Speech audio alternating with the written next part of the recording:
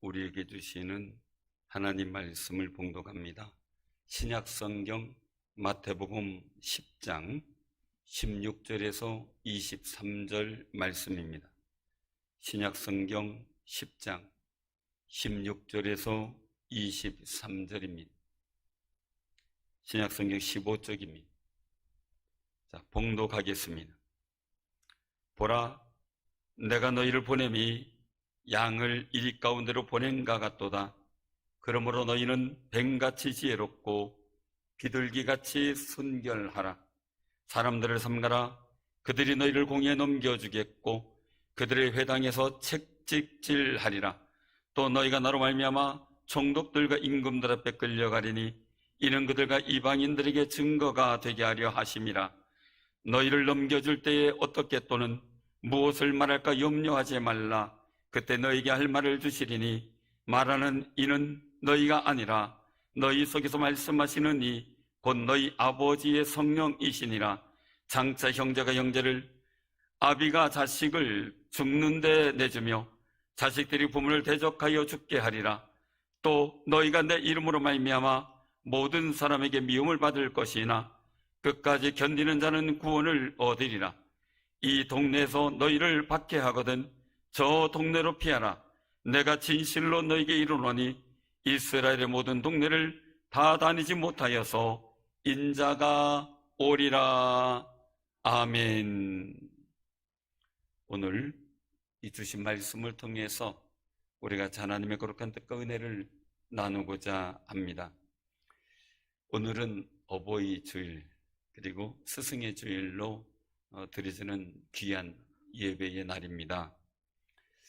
이 어버이 주일 이렇게 대하고 스승의 주일을 다닐 때마다 늘 우리 마음엔 두 가지의 마음이 교차합니다. 하나는 죄책감을 느끼기도 하고요. 또 하나는 한편으로는 후회스러움을 갖게 되죠. 사랑하는 성도님들, 이것은 모든 사람들이 설명하지 않아도 알게 되는 그런 부분이라고 봅니다. 그런데 그냥 마음의 이 느낌만 갖고 지나가지 마시고 기도하면서 이럴 때에 가장 지혜롭고 복되게 살아갈 능력을 성령님께 구하는 귀한 삶이 되시기를 바랍니다. 사실 한 사람이 세상에 태어날 때는 평범한 사람일 수 있죠. 그냥 작은 아이죠. 그런데 부모님의 손에 의해서 이 특별한 존재로 만들어져 가고 살아가게 됩니다. 그리고 스승에 의해서 사회적으로 특별한 존재로 세워질 수 있는 훈련을 받게 하고요. 인류 역사를 살펴보면요, 자녀를 훌륭하게 세운 부모와 스승들을 존경했고 높이 평가를 했습니다. 인물 한국사에 보면 신사임당을 표현을 해놨는데, 시와 그림에 능한 예술가이자 현모양처의 상징, 그렇게도 표현하고요. 또 시와 그림에 능한 예술가이자 율곡 아이를 낳은 훌륭한 어머니, 이런 표현도 있습니다.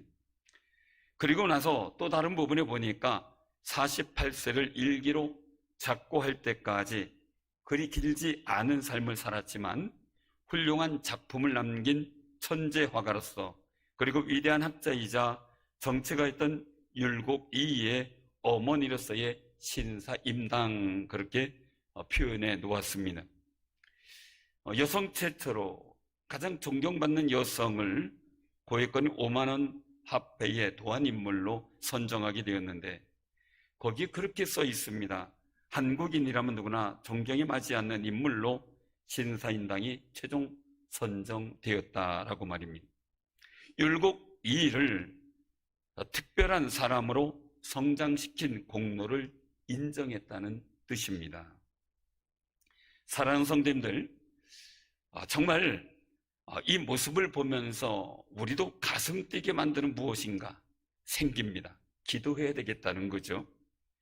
또한 헬렌 켈러의 스승, 이 앤 설리번이라고 하는 사람에 대한 이야기를 기억하시고 계시는 분들이 있을 겁니다. 앤 설리번의 젊은 시절은 정신질환자로 지냈습니다. 그게 너무 심해서 회복이 불가능하다는 진단을 받을 정도였습니다. 주위 사람들을 공격하는 싸나운 행동 때문에 이 정신병동에서도 감당하지 못하고 지하병동에 따로 격리할 정도의 상황까지 갔던 겁니다. 그러던 중에 정년퇴임한 간호사가 그 앤 설리번을 보게 된 겁니다. 측은히 여겨져 매일 찾아와서 위로해주고 보살펴주기 시작했는데 6개월이 지나도록 말 한마디, 대꾸 한마디 없었다는 겁니다. 그래도 포기하지 않고요, 꾸준한 관심을 보이면서 다가가길 시작했는데, 그러다가 서서히 이 간호사에게 이 앤 설리번이 마음을 열기 시작하자 병이 호전되고 정신병이 완전히 완치가 되어 퇴원을 하게 되었습니다. 그리고 자신이 아픔에서 회복된 경험을 바탕으로 해서 불쌍한 아이들을 돕겠다. 정말 이런 아픔을 안고 사는 그 아이들을 내가 돕겠다라고 결심을 하게 돼요. 때마침 듣지도 못하고 보지도 못하고 말하지도 못하는 이 삼중 장애를 지닌 아이 헬런 켈러를 돌봐줄 가정교사로 자원하게 됩니다. 헬런 켈러는요, 태어난 지 19개월 되었을 때 심한 병에 걸렸어요. 그래서 투병을 하다 간신히 살아나긴 했는데 그 사이에 청각과 시각을 잃어버린 겁니다. 당연히 말을 못하게 된 거죠. 이로 인해 헬런 켈러는 정말 지옥 같은 삶을 살아가게 돼요. 그런데 이 앤 설리번이라는 가정교사 스승을 만남으로요, 이 헬런 켈러는 그 장애의 몸을 딛고요, 세계 최초로 대학 교육을 받은 시각, 청각 장애인으로 등재가 돼요. 그래서 이 헬런 켈러가 후에 미국의 작가이자 사회복지사업가로 살아가는 특별한 사람이 되었고요, 장애인들을 위한 교육, 사회복지시설의 개선에 앞장을 섰고 소외된 사람들을 위해 사회운동을 펼친 특별한 사람이 되었다고 기록이 되고 있습니다. 앤 설리번이나 헬런 켈러는요, 태인이 될 위기, 아무런 쓸모없이 사라져갈 그 위치에서 좋은 스승을 만남으로 서로 특별한 사람으로 세워지는 아름다운 삶을 경험하게 된 겁니다. 사랑하는 성도님들, 부모는 스승이자 부모가 되기도 합니다. 우리가 정말 서로 아름다운 스승의 역할을 감당할 수 있다면 그것보다 더 좋은 복된 역할은 없을 겁니다. 단순히요 그냥 내 아이라는 차원에서 또 다른 생각이 필요한 시기, 단순히 내 부모라는 차원에서 또 다른 차원의 생각이 필요한 때가 바로 우리 그리스도인들의 가치관 때문에 그렇습니다. 어느 엄마의 이 블로그에 아이가 성장하면서 겪은 어려움, 속상함, 감동, 이것을 기록해 놓았어요. 쭉 한번 읽어 내려가다 보니까 말미한 글귀가 눈에 들어와요. 자기 결심이에요. 뭐라고 써있냐면 참 독특하다 그랬어요. 내 아이의 특별함, 그것을 지켜주자. 다짐하며 그걸 써놨더라고요. 사랑하는 성도님들, 우리는 부모 자녀라는 특별한 관계로 서로 특별한 존재로 세워져가는 좋은 복 있는 관계임을 기억하며 사는 아름다운 삶이 되시기를 바랍니다. 내가 고생해서 낳았는데 길렀는데 누가 뭐라고 하느냐, 내 뜻대로 내 마음대로 해도 괜찮다, 그러니 간섭하지 말라, 온갖 폭력 내지는 횡포에 시달리는 그런 아이들이 많은데 그런 생각은 옳은 생각이 아니라고 봐야 되겠죠. 절대 아닙니다. 옳을 수가 없는 거죠. 왜냐하면 자녀는 하나님께서 주신 기업이기 때문에 그렇습니다. 하나님의 선물로 알고 우리 자녀가 사회에 봉사하고 이웃을 도와주는 인물이 되어 하나님께 영광을 돌리도록 특별한 존재로 길러야 될 책임, 그게 부모에게 있다는 겁니다. 이스라엘 백성들은 어린아이가 태어나면 반드시 이 두 가지 의식을 치르게 돼 있다고 합니다. 첫째는 할례를 받는 거고요. 두 번째는 번제를 드리는 일인데, 태어난 지 8일 만에 할례를 받고요. 40일이 지나면 번제를 드리게 돼요. 그래서 이 할례는요, 생명을 받아들이고 하나님의 뜻에 따르겠다는 이 아이를 하나님의 선물로 정말 잘 키우겠다는 서약이에요. 그리고 이 아이를 하나님의 백성으로 구별되어 키우겠다는 약속이죠. 그리고 번제를 드리는 일은요, 하나님으로부터 받은 선물인 자녀를 잘 키우겠다는 서약이 들어가 있다는 겁니다. 사랑하는 성도님들, 이 번제를 통해서 하나님께 바친다는, 내 소유가 아닌 하나님의 소유라는 의미를 갖는다는 거죠. 그만큼 내 자녀를 특별히 여길 수 있는 방법과 조건을 찾는 겁니다. 이스라엘 나라의 크기는 우리나라 강원도 땅 정도의 넓이라 그래요. 그 정도 영토를 가진 나라인데 노벨 수상자는 15%를 차지하고요. 유대인들이. 미국의 유명 대학의 교수의 30%가 유대인이라고 할 정도예요. 대단한 민족이라는 것을 우리는 알고 있죠. 물론 여러 가지 상황 속에서 사람들의 개개인 기호에 따라서 좋아하고 싫어하는 사람도 많지만 중요한 것은 정말 특별한 민족이구나라는 것은 다 느끼고 있는 부분들이에요. 사랑하는 성님들, 우리도 작지만 하나님께서 특별하게 세우신 나라인 것을 감사하며 사시는 귀한 삶이 되시기를 바랍니다. 그래서 왜 이스라엘 민족이 특별하느냐? 자녀를 키울 때 특별하게 키우거든요. 우리도 마찬가지죠. 자녀를 특별하게 키우고요. 또한 부모를 특별하게 여기면서 살아가는 아름다운 삶이 되시기를 바랍니다. 오늘 본문 말씀 속에는요, 이 복음과 세상이 대립하는 상황을 말씀하고 계셔요.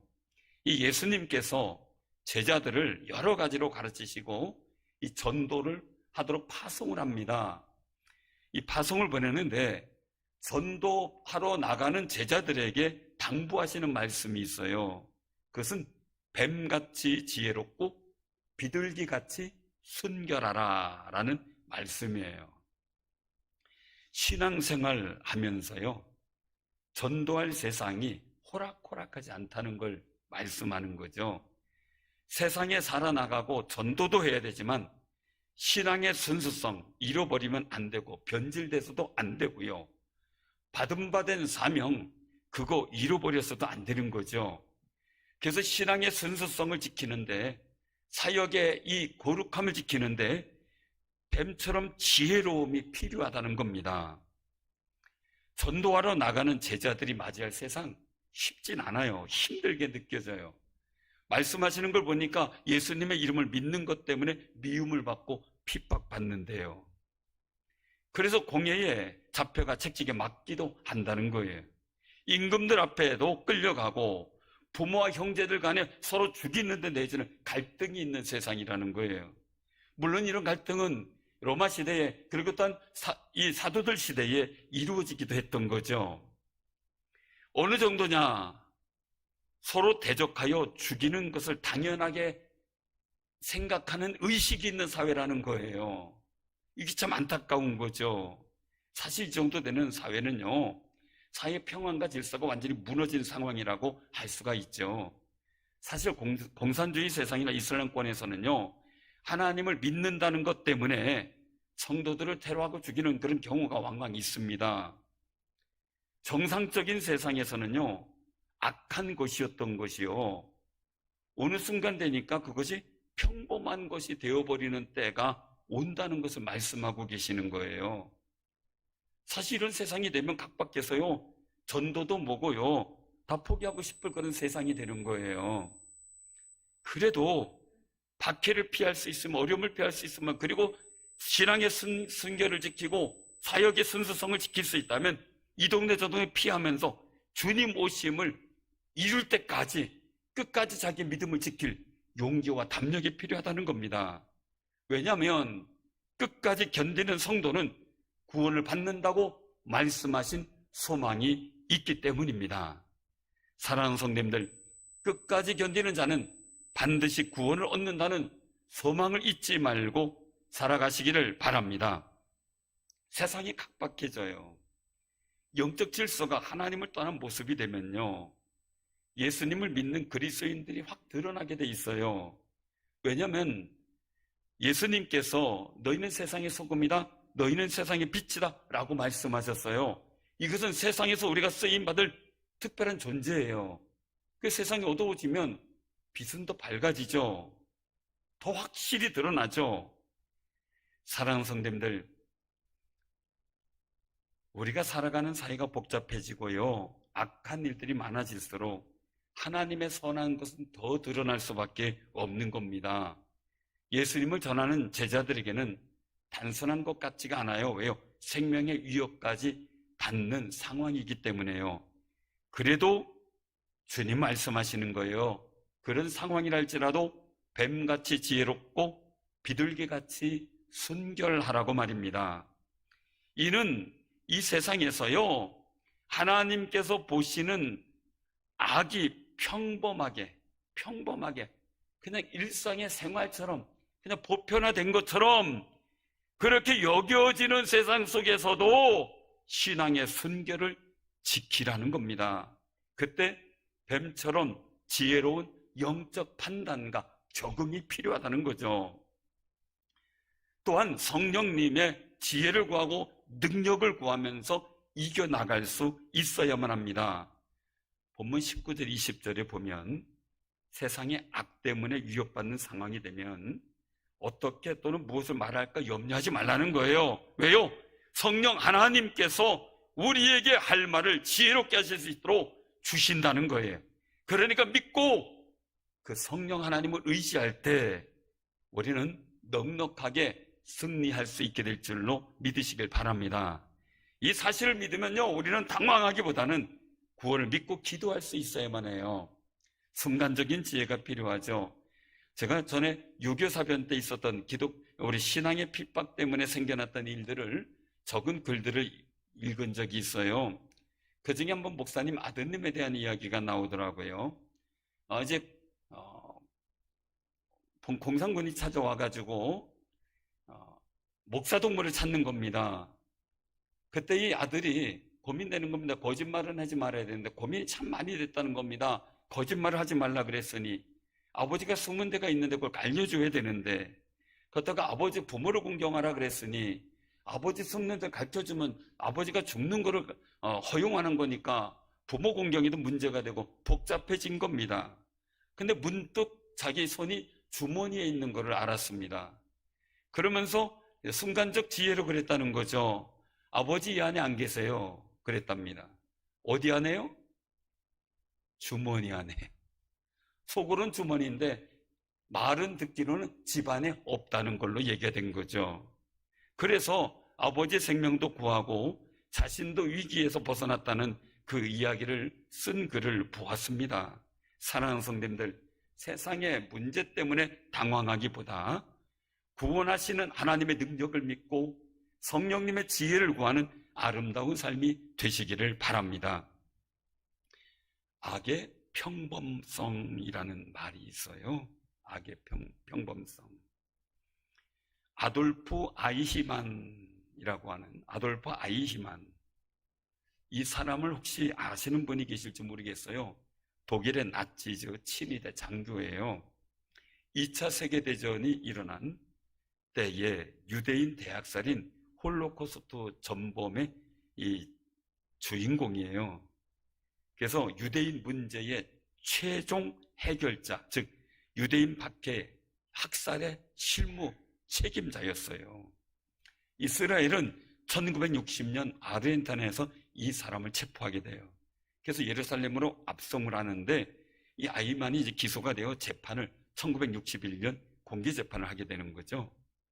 그런데 이 아이만이 주장하는 게 뭐냐면요, 자신은 상관이 시키는 대로 했을 뿐이라며 저는 잘못한 것이 없다는 태도로 일관을 해요. 그리고 또한 이 아이만을 개인적으로 아는 사람들의 평가로는 매우 친절하고 선량한 사람이었다라고 얘기를 한다는 거예요.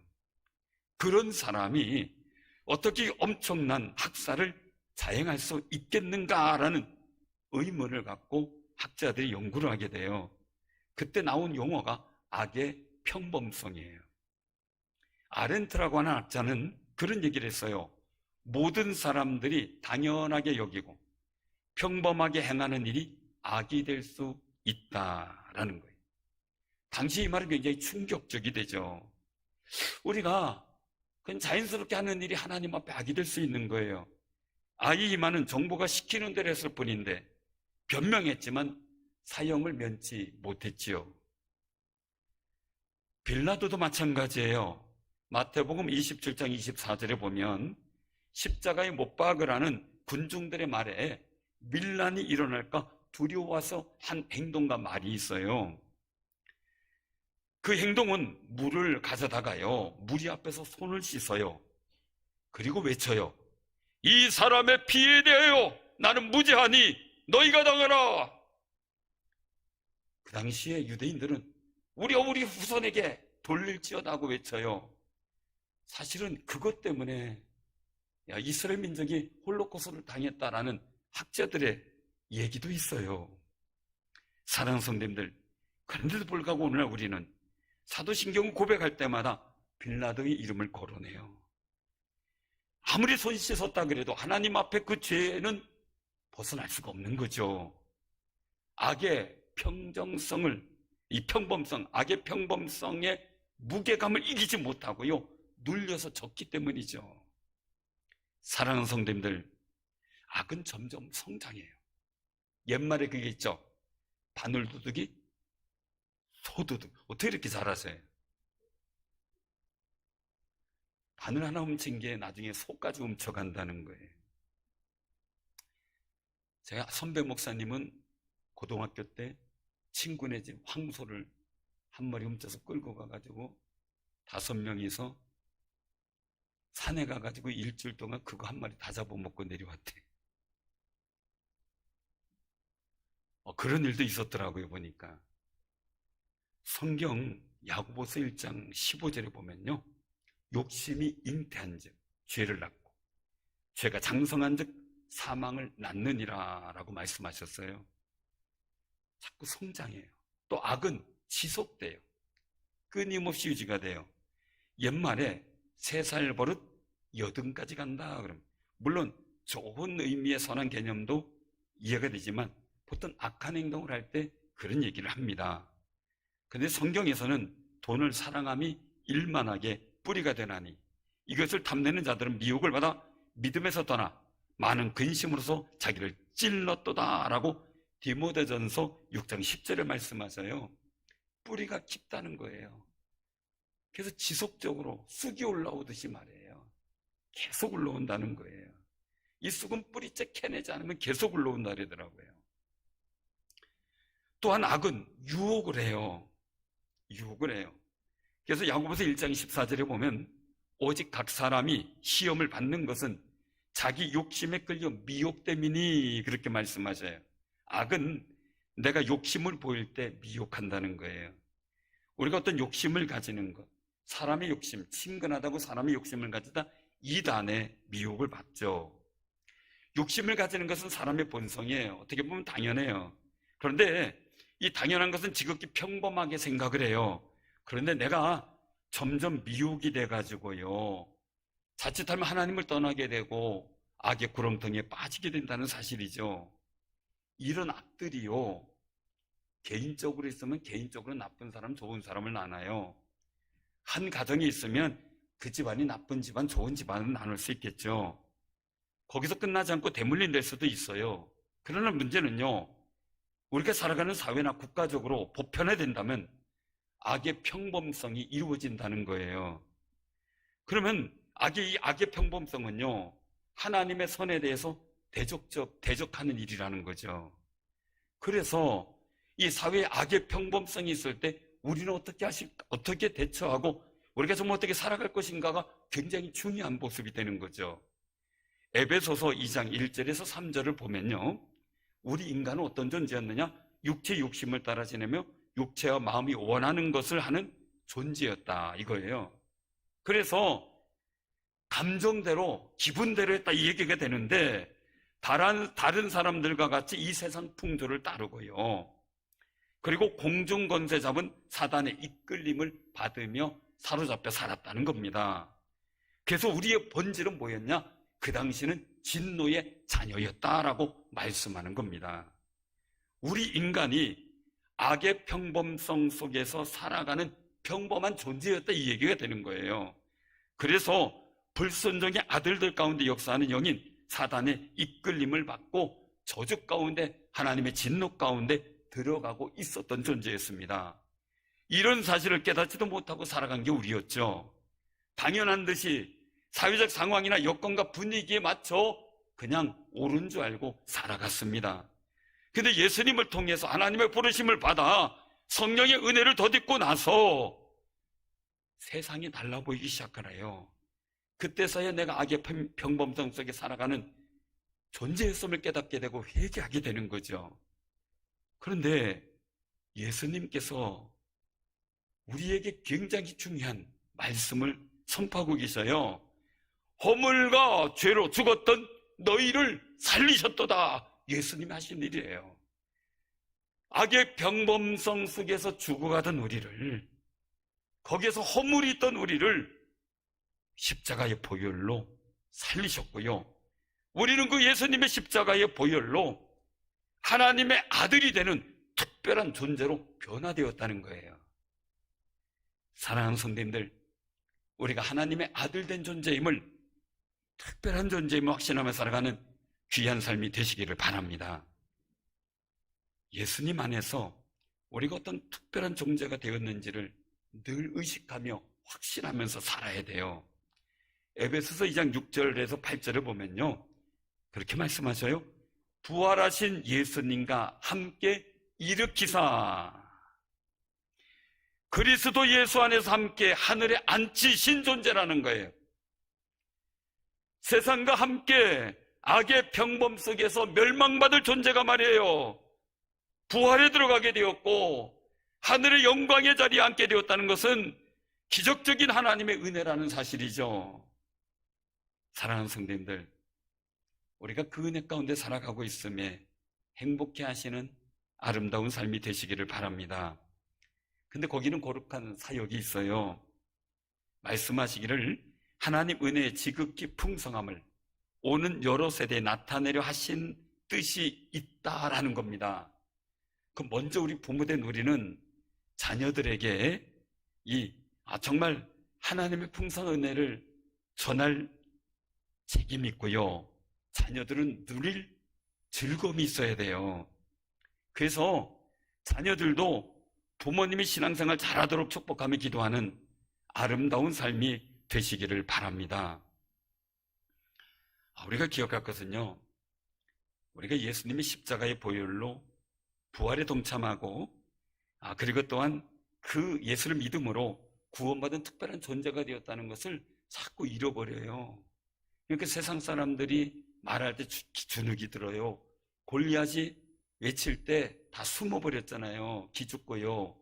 근데 여호와 앞에 자기가 택함받고 하나님이 자기와 함께 하신다는 확신을 얻은 다윗은 쫓아나가잖아요. 용기 있게요. 사랑하는 성도님들, 그런 믿음의 용기가 여러분들에게도 충만히 일어나기를 바랍니다. 전 세계 전염병 창궐이라는 팬데믹 현상에서 우리는 일상이 참 많이 달라졌어요. 그동안 평범하게 하던 악수도 말이에요, 온 국민의 주먹 인사. 그 주먹을 내밀 때마다 죄송스러워요. 그래서 제가 살짝 져요, 그냥. 사랑하는 성도님들, 모임도 여행도 일상생활도 평범했던 일이 특별한 일이 되어버렸어요. 특별과 평범이 이렇게 달라질 줄은 정말 생각도 못했어요.